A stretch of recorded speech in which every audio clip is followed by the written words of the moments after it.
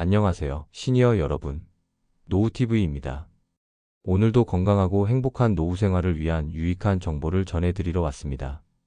영상 시작 전에 구독과 좋아요 버튼을 꾹 눌러주시면 더 많은 분들께 도움이 되는 정보를 전할 수 있어요.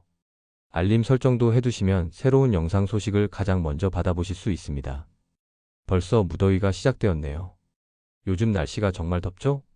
날씨가 더워지면서 우리 시니어분들이 가장 조심해야 할 것이 바로 온열질환입니다.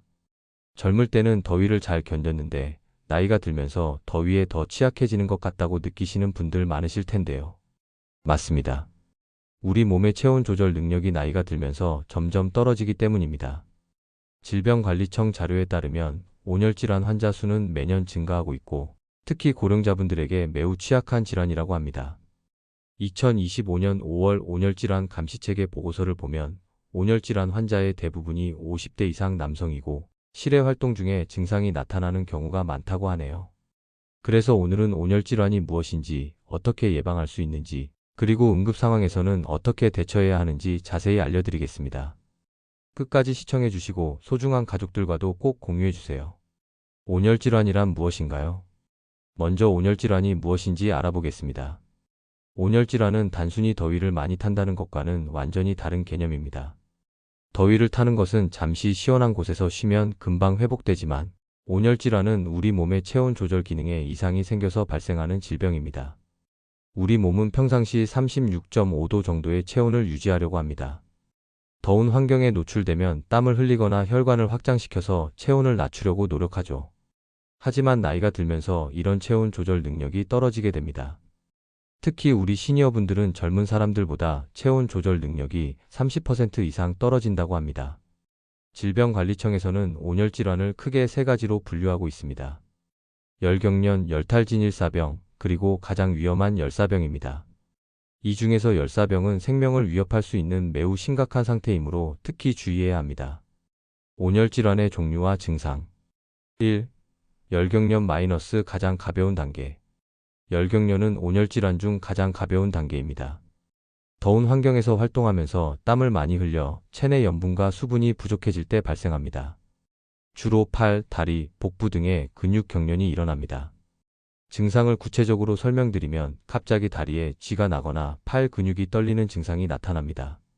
이때는 당황하지 마시고 즉시 시원한 곳으로 이동해서 휴식을 취하세요. 그리고 스포츠 음료나 소금물 등으로 전해질을 보충해 주시면 됩니다. 2. 열탈진 일사병 마이너스 중간 단계. 열탈진은 일사병이라고도 불리며 열경련보다는 더 심각한 상태입니다. 고온에 장시간 노출되어 수분과 염분 손실로 인해 발생하는 질환입니다.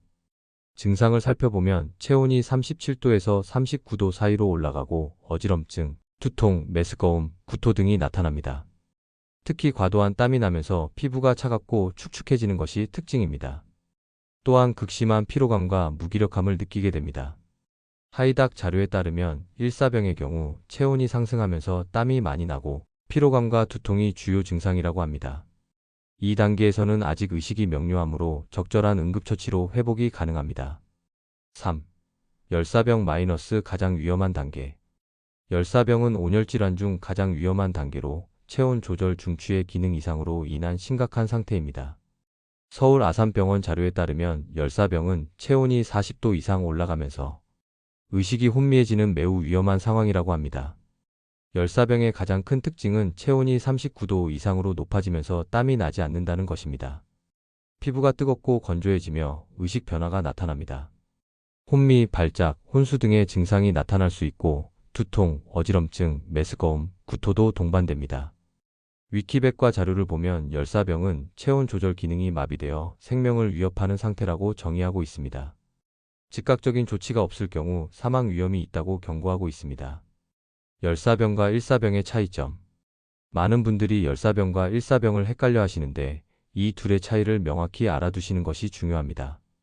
일사병의 경우 체온이 상승하지만 여전히 땀이 많이 나고 피로감과 두통이 주요 증상입니다.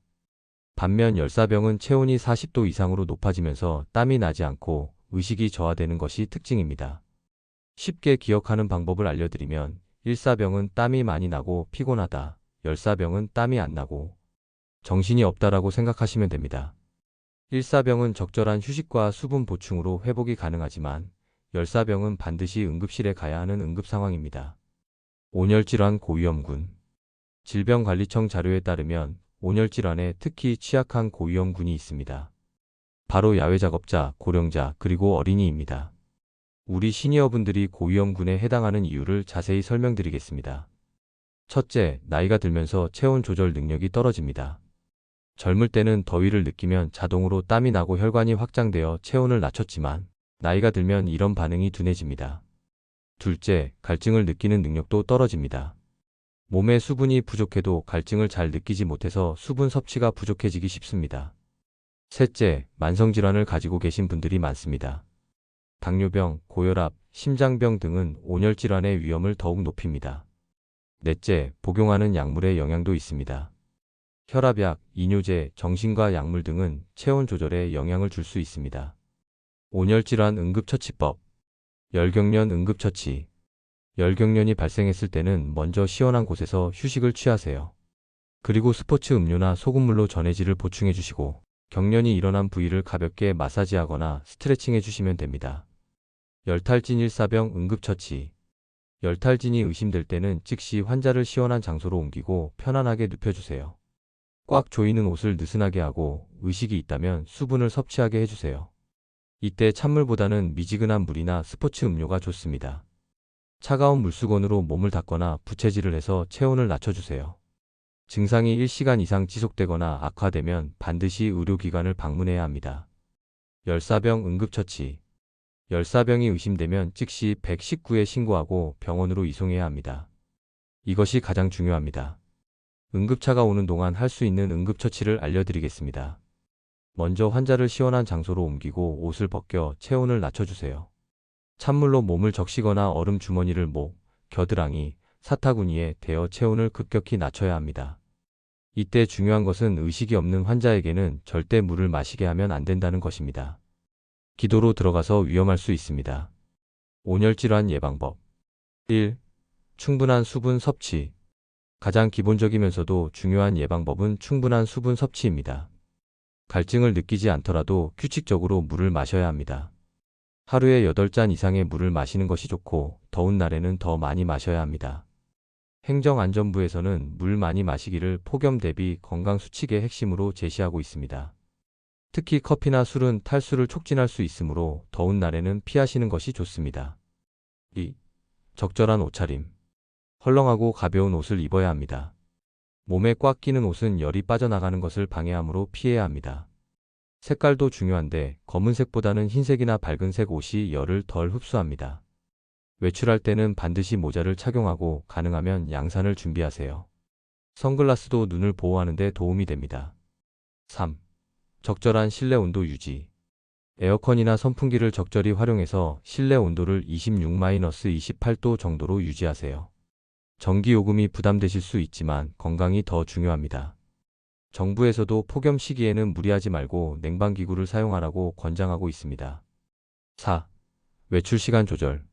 한낮에 가장 더운 시간대인 오전 10시부터 오후 5시까지는 가능한 한 외출을 자제하세요. 꼭 외출해야 한다면 이른 아침이나 저녁 시간을 이용하는 것이 좋습니다. 시사저널에서 소개한 사례처럼 출근길에도 실신하는 경우가 있으니 외출 시에는 항상 조심해야 합니다. 5. 규칙적인 휴식. 더운 환경에서 활동할 때는 규칙적으로 그늘에서 휴식을 취해야 합니다. 30분마다 10분씩 쉬는 것이 좋습니다.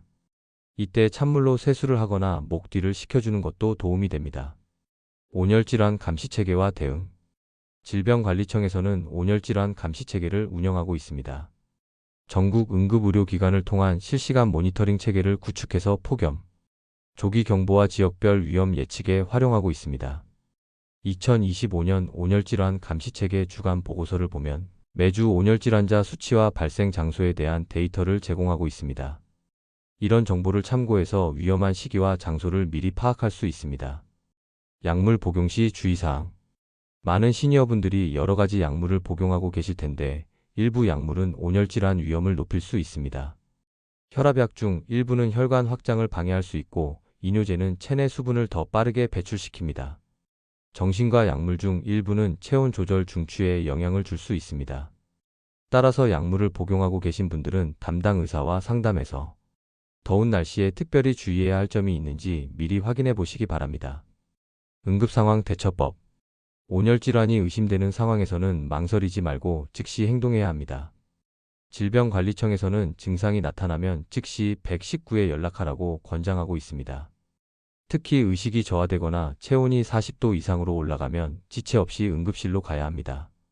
이때는 괜찮겠지라고 생각하지 마시고 과도하게 대응하는 것이 안전합니다. 가족이나 주변 사람들에게도 응급 상황 시 어떻게 대처해야 하는지 미리 알려주시고 응급 연락처를 잘 보이는 곳에 적어두시기 바랍니다. 일상생활 속 실천 방법. 아침 준비사항. 매일 아침 날씨를 확인하고 폭염주의보나 경보가 발령되면 외출 계획을 조정하세요. 외출 전에는 충분한 수분을 섭취하고 필요한 물품 물병, 모자, 선글라스 등을 준비하세요. 식사 관리. 더운 날에는 소화가 잘 되는 음식을 드시고 과식은 피하세요. 찬 음식보다는 미지근한 음식이 좋고 수분이 많은 과일과 채소를 많이 드시기 바랍니다. 운동 시 주의사항. 더운 날에는 무리한 운동을 피하고 꼭 운동을 해야 한다면 이른 아침이나 저녁 시간을 이용하세요. 운동 중에는 자주 휴식을 취하고 수분을 보충해야 합니다. 여러분, 오늘 온열질환에 대해 자세히 알아보았습니다. 온열질환은 예방이 가장 중요하다는 것을 기억해 주세요. 충분한 수분 섭취, 적절한 휴식, 무리한 외출 금지가 핵심입니다. 특히 우리 시니어분들은 온열질환에 더 취약하므로 더욱 주의해야 합니다. 갑작스러운 더위에도 당황하지 마시고 오늘 배운 내용을 잘 기억해서 실천해 주시기 바랍니다. 무엇보다 중요한 것은 증상이 나타나면 참지 말고 즉시 도움을 요청하는 것입니다. 시사저널에서 강조했듯이 덥다고 무작정 참지 말고 조기 신호에 민감하게 반응하시기 바랍니다. 오늘 영상이 도움이 되셨다면 구독과 좋아요 버튼을 눌러주시고 소중한 가족과 친구들에게도 꼭 공유해주세요. 댓글로 궁금한 점이나 경험담도 남겨주시면 답변 드리겠습니다. 다음 영상에서는 여름철 건강관리의 또 다른 중요한 주제로 찾아뵙겠습니다. 항상 건강하고 행복한 노후생활 되시기를 바라며 노후TV였습니다. 감사합니다.